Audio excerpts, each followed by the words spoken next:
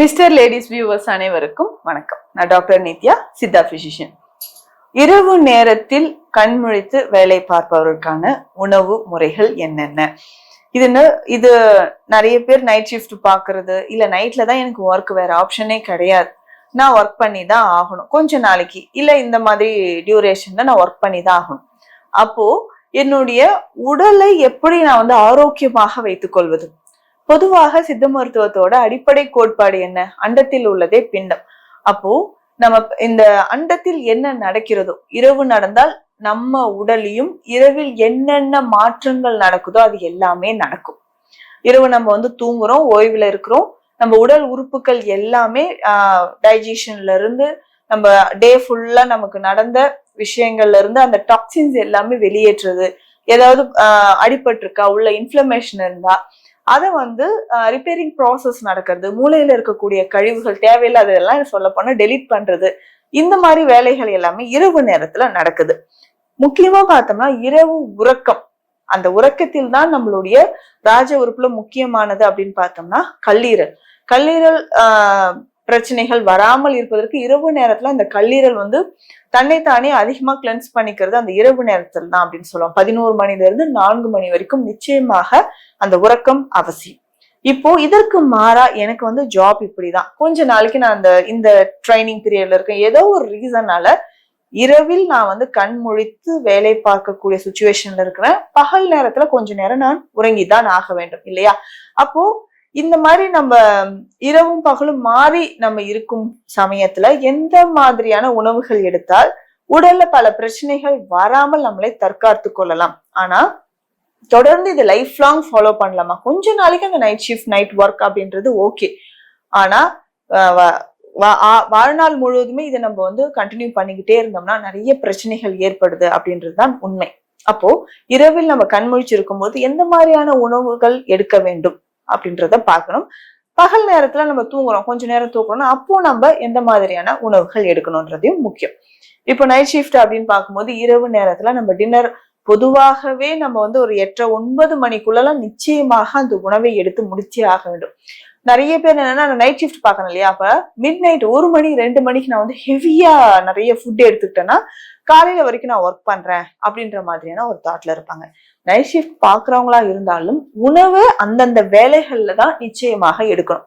அப்போ night shift பார்க்கும்போது நம்ம இரவு உணவு எடுக்கிறது எப்படின்னா ஒரு 8:30 மணி 9 மணிக்குள்ள நிச்சயமாக எடுக்கணும். ஈஸியா டைஜஷன் ஆகக்கூடிய உணவாக இருந்தால் ரொம்ப நல்லது. இப்போ நான் நைட்ல நிறைய கார்போஹைட்ரேட் எடுக்கணுமா, புரோட்டீன் எடுக்கணுமா அப்படின்ற ஒரு டவுட் இருக்கும். இதை பேலன்ஸ்டா எடுக்கிறது ரொம்ப நல்லது. இரவு நேரத்தில் பழங்கள் எடுக்கலாமா, காய்கறிகள் சேர்ந்த உணவுகள் நிறைய எடுக்கலாமா, இந்த சந்தேகமும் நிறைய பேருக்கு இருக்கு.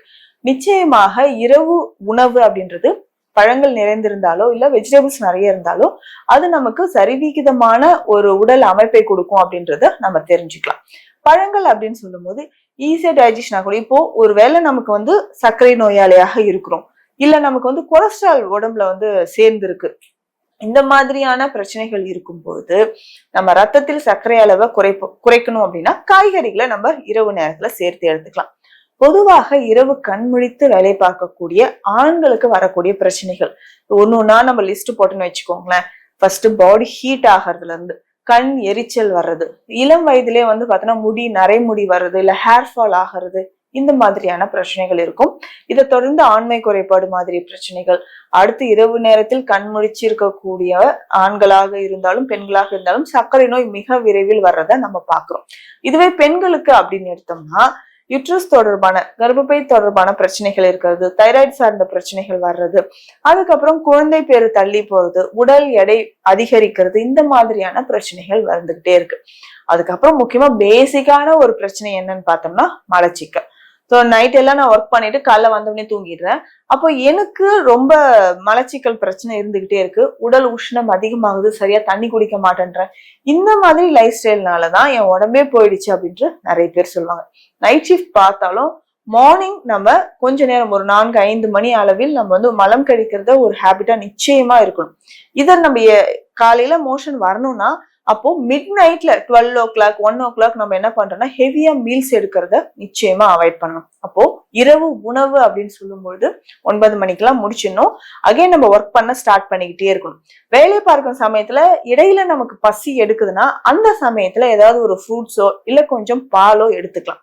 இந்த பால் எடுக்கும்போது என்னன்னா, கொஞ்சம் பால், அதுல கொஞ்சம் தண்ணி கலந்து நாட்டு சர்க்கரை, ஏலக்காய், இஞ்சி இந்த மாதிரியான மூலிகைகள் ஏதாவது சேர்த்து எடுக்கும்போது நம்ம உடல் உள்ளுறுப்புகள் எல்லாமே வலிமை அடைவதற்கான வழிமுறைகளாக அது இருக்கும். முக்கியமா கொஞ்சம் மஞ்சள் பொடி சேர்த்து அந்த பால்ல நைட் நம்ம எடுத்துட்டு அதுக்கப்புறம் நம்ம ஒர்க் பண்ணும்போது கொஞ்சம் பாடியில இருக்கக்கூடிய டாக்ஸின்ஸ் இல்லாமல் அந்த ஃப்ரீ ரேடிகல்ஸ் வந்து எலிமினேட் ஆகிறதுக்கும் இது நமக்கு ரொம்ப உறுதுணையா இருக்கும். அதுக்கப்புறம் மிட் நைட்ல ஒரு 3 o'clock போல எனக்கு வந்து திரும்ப பசி எடுக்குது, டயர்டா ஃபீல் பண்றேன், இன்னும் ஒரு 2-3 hours ஒர்க் பண்ண வேண்டியிருக்கே அப்படின்றவங்களுக்கு என்ன பண்ணலாம் அப்படின்னா, ஃப்ரூட் சாலட் மாதிரி எடுத்துக்கலாம். கொஞ்சமா வந்து ஃப்ரூட்ஸோ இல்ல வெஜிடபிள்ஸோ நம்ம வந்து சாலட் மாதிரி, வெஜிடபிள்ஸ் அப்படின்னா கொஞ்சம் ஆஃப் பாயில் பண்ண வெஜிடபிள்ஸோ பெப்பர் போட்டு அதை நம்ம நைட்ல எடுத்துக்கலாம். இந்த மாதிரியான உணவு முறைகளை இரவு முழுவதும் ஃபாலோ பண்ணலாம். இதற்கு மாற்றி நம்ம என்ன பண்ணலாம், ஹெவியா நைட்ல வந்து மீல்ஸ் எடுக்கிறது, மிட் நைட்ல ஹெவியா வந்து நான் ஃப்ரெண்ட்ஸோட சேர்ந்து பிரியாணி எடுக்கிறேன், ஃபாஸ்ட் ஃபுட்ஸ் எடுக்கிறேன், இல்ல பீஸா பர்கர் மாதிரியான உணவுகள் எடுக்கிறேன்னா நிச்சயமாக மலச்சிக்கல் ஏற்பட வாய்ப்புகள் நிறைய இருக்கு. தொடர்ந்து மலச்சிக்கல் ஏற்பட்டுட்டே இருந்துச்சுன்னா வெறுப்புத்தன்மை குறைபாடு, கேன்சர் உள்ளிட்ட நோய்கள் ஏற்படுறது, தைராய்டு சார்ந்த பிரச்சனைகள், இந்த ஹார்மோன் ரிலேட்டடா வரக்கூடிய எல்லா ப்ராப்ளம்ஸும் கொஞ்சம் கொஞ்சமா வர ஆரம்பிச்சிடும். இன்றைய காலகட்டத்துல நிறைய பேருக்கு பார்த்தோம்னா ஏஜ் குறைந்த வயதாக இருந்தாலும் டக்குன்னு வந்து ஒரு ஏஜ் ஆன மாதிரி ஒரு ஃபீல் ஏற்படுதுன்னா இரவு நேரத்துல நாம் செய்யக்கூடிய சில இந்த மாதிரியான தவறுகள் தான். காலையில தினமும் மோஷன் போறத ஒரு ஹேபிட்டா வச்சுக்கோங்க. அடுத்தது என்ன பண்ணலாம்னா, காலையில ஏர்லி மார்னிங் வந்துட்டு நான் திரும்ப கொஞ்ச நேரம் நான் தூங்கணும் அப்படின்றவங்க மோஷன் எல்லாம் போனதுக்கு அப்புறம் காஃபி டீ குடிக்கிறத அவாய்ட் பண்ணிக்கோங்க. அதுக்கு பதிலா நம்ம என்ன பண்ணலாம்னா ஹெர்பல் பேஸ்டு டீ மாதிரி ஏதாவது எடுத்துக்கலாம். இதுல வந்து பல மூலிகைகள் எல்லாமே சேர்த்தோ இல்ல கருப்பட்டி காஃபி நிறைய பதிவுகள்லயும் நம்ம சொல்லியிருக்கோம். இந்த கருப்பட்டி காஃபி நம்ம எடுக்கும்போது அதுல வந்து முக்கியமா மிளகு, சீரகம், தனியா தான் முக்கியமான, தனியா விதைகள் நம்ம சொல்லுவோம், முக்கியமான ஒரு மூலிகையாக சேருது. இதோட கொஞ்சம் சிற்றரத்தை சேர்த்து கருப்பட்டி சேர்த்து குடிக்கும்பொழுது இரவு முழுவதும் நம்ம உடல்ல நம்ம ஒர்க் பண்ண அந்த அலுப்பு இருக்கும் இல்லைங்களா, ஒரு டயர்ட்னஸ் இருக்கும், மசில்ஸ் எல்லாமே வீக்கா இருக்கும், இன்டர்னல் ஆர்கன்ஸ் மற்றும் நர்வ்ஸ் நரம்புகள் வந்து ரொம்ப பாதிப்பு ஏற்பட்டிருக்கும். அது சரிப்படுத்தணும் அப்படின்னா இந்த கருப்பட்டி காஃபியை நம்ம எடுத்துக்கலாம். அதே மாதிரி ஏலக்காயோ இல்ல கருந்துளசி விதைகளோ இந்த மாதிரி டீ வகைகளை நம்ம குடிச்சுக்கிட்டே வந்தோம்னா உடல்ல இருக்கக்கூடிய அந்த ஃப்ரீ ரேடிகல்ஸ் வந்து ஈஸியா வெளியில வர ஆரம்பிக்கும். மோஷனும் வந்து போக ஆரம்பிக்கும். அதுக்கப்புறம் காலையில பிரேக்ஃபாஸ்ட் எடுக்கிறது ரொம்ப இம்பார்ட்டன்ட். இந்த பிரேக்ஃபாஸ்ட்ல தான் பேலன்ஸ்டா எடுக்கணும். கார்போஹைட்ரேட், புரோட்டீன் இது எல்லாமே பேலன்ஸா இருக்கிற மாதிரியான பிரேக்ஃபாஸ்ட்டை நம்ம தொடர்ந்து எடுத்துட்டு வந்தோம்னா அதுக்கப்புறம் கொஞ்ச நேரம் ஒரு 4 hours 5 hours தூங்க போறது ரொம்ப பெஸ்டா இருக்கும். அப்ப காலையில எடுக்கக்கூடிய பிரேக்ஃபாஸ்ட் ஈஸியா டைஜஷன் ஆகுற மாதிரி இருக்கணும். இதுலயுமே நம்ம ஃப்ரூட்ஸ் அண்ட் வெஜிடபிள்ஸ் நிறைஞ்சிருக்கலாம். இதுக்குதான் பேசிக்கா வந்து பார்த்தோம்னா சித்த மருத்துவத்தில் சில மருந்துகள் இருக்கு. உடல் உஷ்ணத்தை தணிப்பதற்கும் இரவு நேரத்துல நம்ம கண் முழிச்சுட்டு அதனால பாதிப்புகள் ஏற்படாமல் இருப்பதற்கு வெண்பூசணி லேகியம் இருக்கு, குமரி லேகியம் இருக்கு. இது ஜென்ரலாவே எடுத்துக்கலாம். ஏன்னா அதிகமான உடல் உஷ்ணத்தை குறைப்பதற்கு இந்த 2 லேகியமும் நமக்கு பயன்படுது. அப்போ குமரி லேகியம் பெண்களுக்கு ரொம்ப சிறந்ததுன்னு சொல்லலாம். வெண்பூசணி லேகியம் எடுத்துக்கலாம்.